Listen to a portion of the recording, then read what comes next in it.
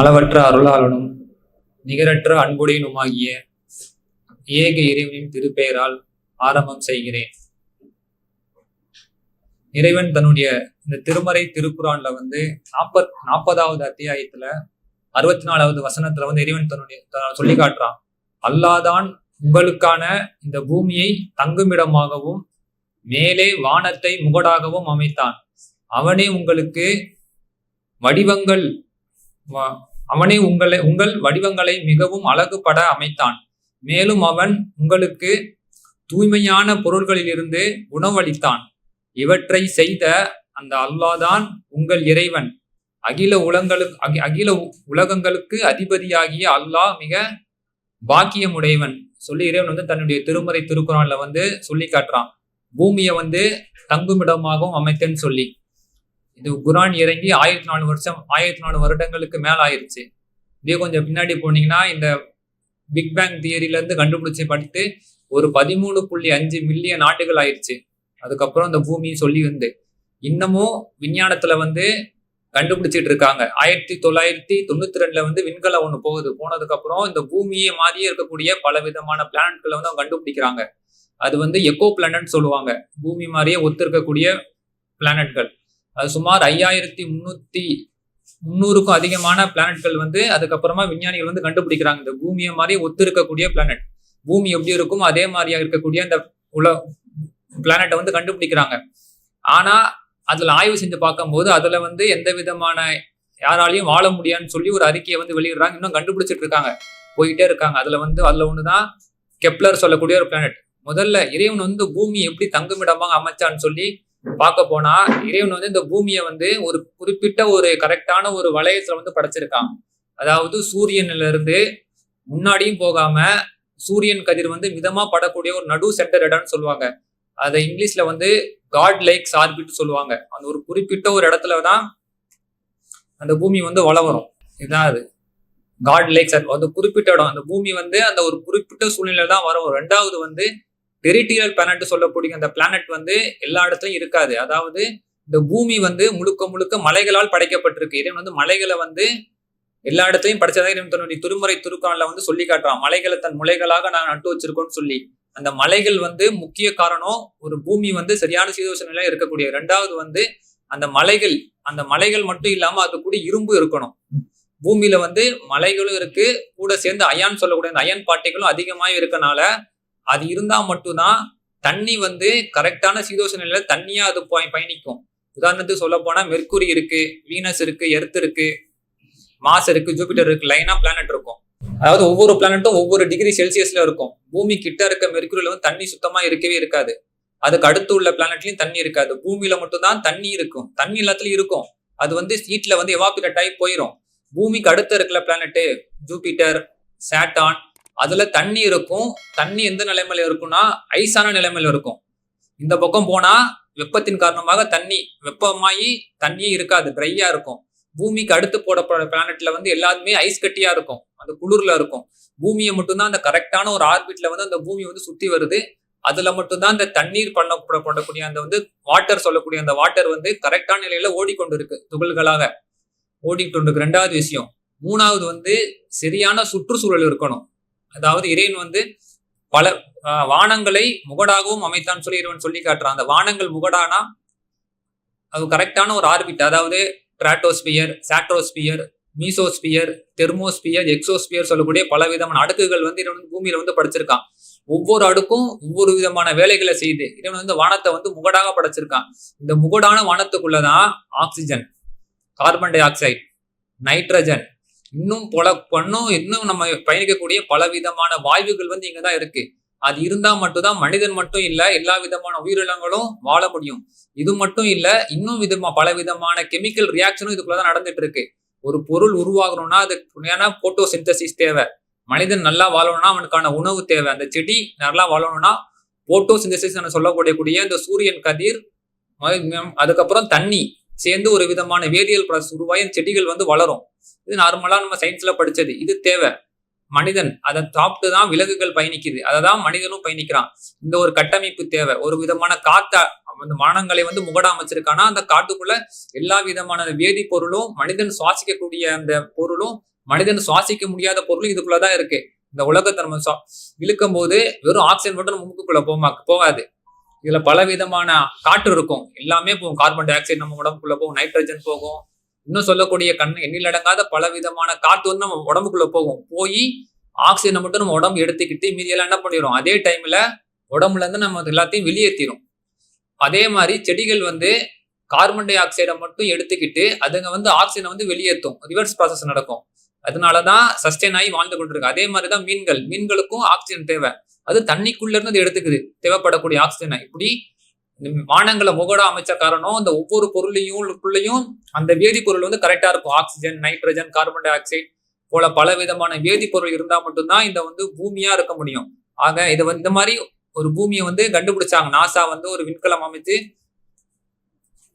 பூமி மாதிரியே ஒத்தி இருக்கக்கூடிய ஒரு பூமியை வந்து கண்டுபிடிச்சாங்க 1901.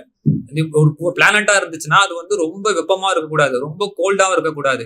அது வந்து தண்ணி வந்து லிக்விட் அந்த வாட்டர் கண்டிஷன்ல இருந்தா மட்டும்தான் மனிதனாலையும் சரி எந்த விதமான உயிரினாலும் சரி இந்த பிளானட்டுக்குள்ள வந்து வாழ முடியும்.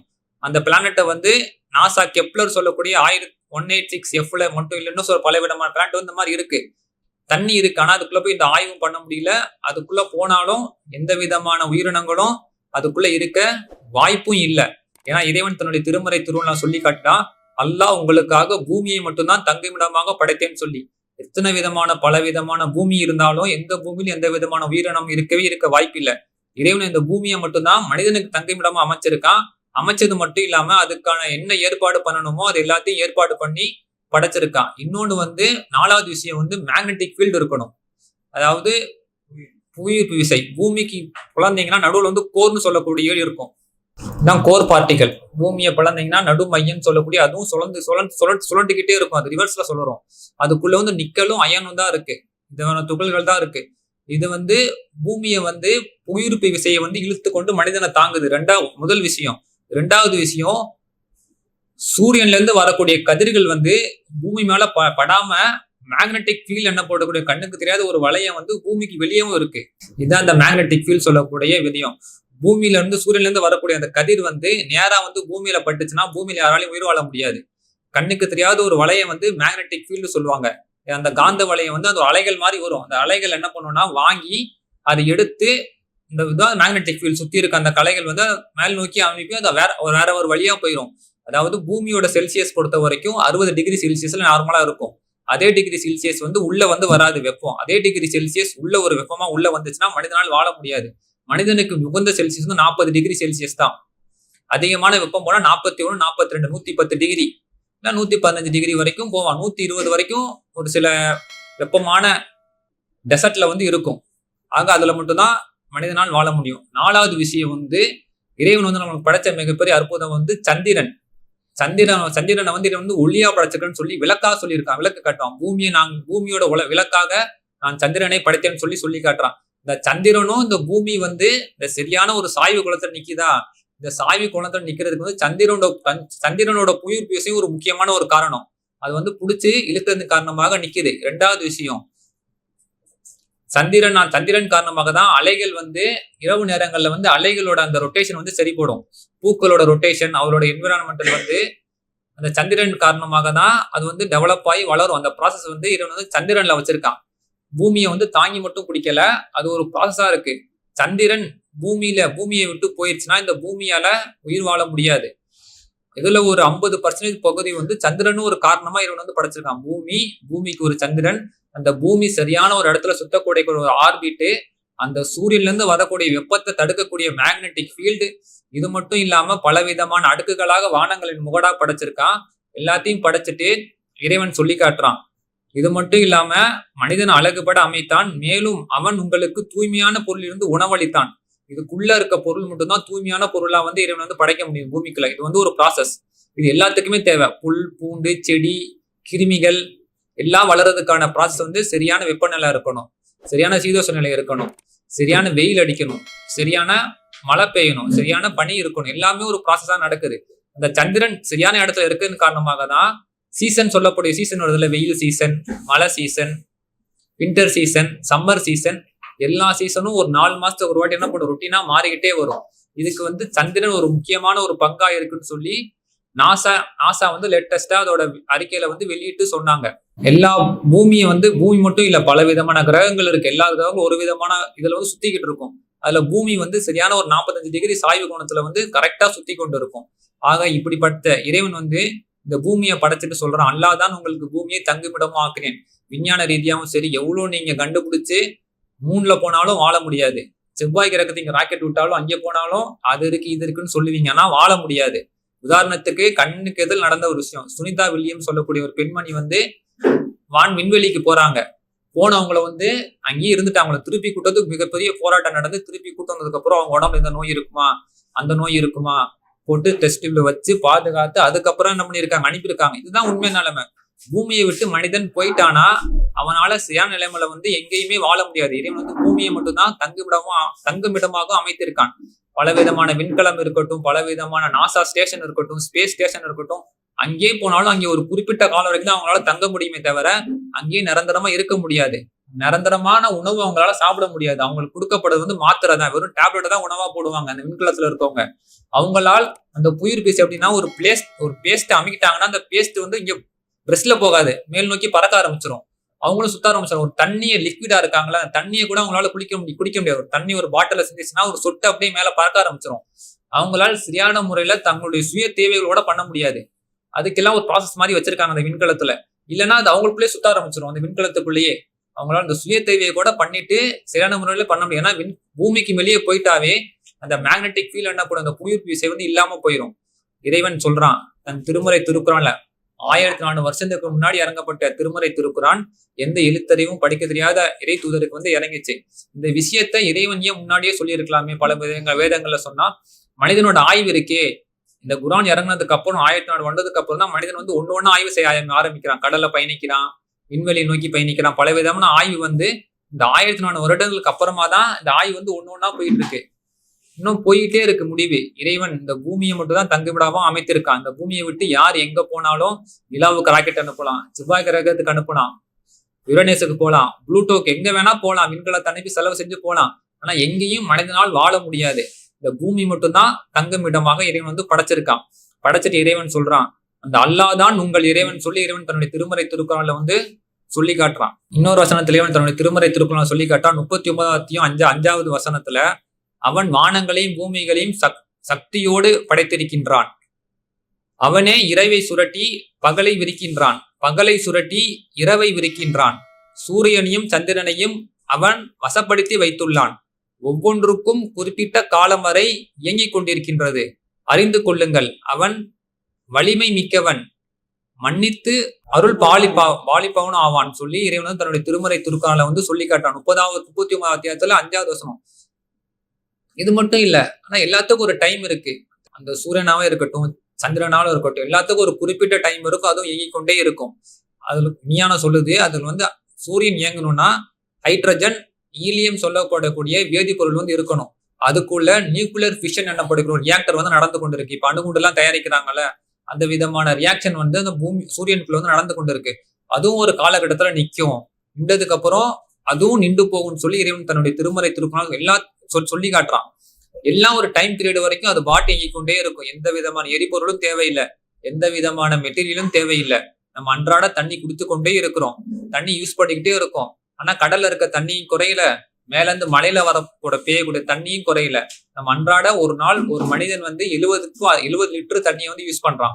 குளிக்கிறதாலும் சரி, குடிக்கிறதாலும் சரி. இப்போ 100 கோடி மனிதர்கள் இன்டூ 600 கோடி மனிதர்கள் இன்டூ 20 கோடி பட்டா எவ்வளவு தண்ணி வருது? இப்ப கடல் தண்ணி கம்மியா இருக்கணுமா இல்லையா? என்னைக்காச்சும் கம்மியாச்சா? மழை பெய்யறது கம்மியா இருக்கணுமா இல்லையா? உடம்புக்குள்ள போகுது, கம்மியாச்சா? இதுதான் இறைவனோட அருள். அவனோட அன்பு இதுதான். எந்த இதுவும் எதுவுமே கரால். நம்ம அன்றாட சாப்பிட்டு கொண்டுதான் இருக்கோம். கீரைகளை சாப்பிடுறோம், அரிசியை சாப்பிடுறோம், மிருகங்களை சாப்பிடுறோம். என்னைக்காச்சும் ஏதாச்சும் கம்மியாச்சா? படைக்கப்பட்ட உலகத்துல இருந்து இப்போ வரைக்கும் ஏதாச்சும் கம்மியாச்சா? எதுவுமே கம்மியாகல. அதே அரிசி தான், அதே மிருகம் தான். அதுல ஒரு விதமான அபிவிருத்தி வச்சிருக்கா. இதான் இறைவன் தன்னுடைய திருமறை திருக்குறளை சொல்லி காட்டுறான். என்னுடைய அருட்கொடைகளை நீங்க நினைச்சு பார்த்தீங்கன்னா எண்ணி பார்க்க முடியாது. ஒவ்வொன்றையும் நீங்க எண்ணி பார்த்து முடியவே முடியாது. அந்த ஒரு தண்ணி எடுத்துக்கோங்க, குடிக்கிறோம், கம்மியாவதா? மனிதர் யூஸ் பண்றோம், எல்லாத்துக்கும் தண்ணி தான் யூஸ் பண்றோம். 70 லிட்டர் யூஸ் பண்றோம், 100 லிட்டர் ஒரு மனிதர் வரைக்கும். 600 into 100 போட்டா அது பல லட்சம் கோடியை தாண்டி போகுது, கடல் தண்ணி எல்லாம் தாண்டி. ஆனா அது குறையவே இல்லை. கடல் தண்ணியாவே இருக்கிறது. மழையில பெய்யக்கூடிய மழை தண்ணி சுத்தமா தான் வந்துட்டு இருக்கு. எதுவுமே இதை விட்டு குறையாது. இப்ப மட்டும் இல்ல, உலகம் அழியிற வரைக்கும் அது குறையவே குறையாது. மழை மேகங்களை பாருங்க, தலைக்கு மேல எவ்வளவு அதிகமா லிட்டர் தண்ணியை வச்சு தெரியுமா மேகங்கள் பறக்குது. அந்த ஒரு மழை பெய்யுது, மழை பெஞ்சு வெள்ளம் வரக்கூடிய அந்த அளவுக்கான தண்ணி வந்து நம்ம தலைக்கு மேல அது பாட்டு லேசா பறந்து கொண்டே இருக்கு. அது பெருசா தெரியல, மழை பெய்யும் போதுதான் தெரியுது. சரி, ஒரு ஆலங்கட்டி மழையும் பெய்யும், ஐஸ் கட்டி. அதே ஐஸ் கட்டி தலைக்கு மேல ஒரு லேசான இதுல வந்து பறந்து கொண்டே இருக்கு. இதை பறக்க வச்சது யாரு? எல்லாத்தையும் படைத்த இறைவன் ஒருவன் தான். இதுதான் தன்னுடைய திருமறை திருக்குறள் இறைவன் சொல்லி காட்டுறான். குல்ஹு அல்லாஹு அஹத், இறைவன் ஒருவன். அல்லாஹு சமத், அவனுக்கு இணைத்துணை யாரும் இல்லை, அவன் யாரும் பெறவும் இல்லை, அவன் யாராலும் பெறப்படவும் இல்லை. எல்லாத்தையும் படைத்த இறைவன் ஒருவன் தான். பல பேரா சேர்ந்து படைக்கப்பட்ட இதா இருந்துச்சுன்னா பல விதமான குழப்பங்கள் உண்டாயிருக்கும் இந்த உலகத்துல. எல்லாமே ஒரு கரெக்டான ஒரு அளவுல வந்து இயங்க முடியாது. ஆளுக்கு ஒரு கணக்கீடை வச்சு பண்ணியிருப்பாங்க. யாராலையும் படைக்கப்படல, ஒரே ஒரு இறைவனாலதான் இந்த பூமி படைக்கப்பட்டிருக்கு. பூமி மட்டும் இல்ல, மனிதர்களும் சரி, இந்த ஒரே ஒரு இறைவன் தான். அவனுக்கு உருவமே இல்லை, அவன் தனித்துவமானவன் சொல்லி இறைவன் தன் திருமறை திருக்கால வந்து சொல்லி காட்டுறான். வாய்ப்பளித்த இறைவனுக்கு நன்றி கூறியவனாக என்னுடைய உரையை முடித்துக் கொள்கிறேன். அஸ்ஸலாமு அலைக்கும்.